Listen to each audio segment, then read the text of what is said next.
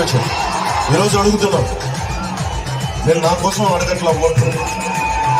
నాకు మీరు 10 సంవత్సరాలు 2019లో భవన నిర్మాణ కార్మికులు వచ్చి అన్న మా కడుపు కాలిపోతుంది, చచ్చిపోతున్నామంటే నేను విశాఖలో వచ్చి భవన నిర్మాణ కార్మికుల సంక్షేమం కోసం నేను నిలబడ్డా. ఒక్కళ్ళు రాలేదు ఆ రోజున, అందరూ భయపడ్డారు. ఒక్క దమ్ము ధైర్యంతో నిలబడింది ఒక్క జన సైనికుల రోడ్ల మీదకి వచ్చారు. ఆ రోజున వేల మహిళల రోడ్ల మీదకి వచ్చారు.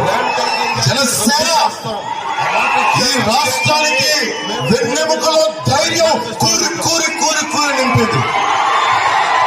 అదే కూటమికి బలమైంది.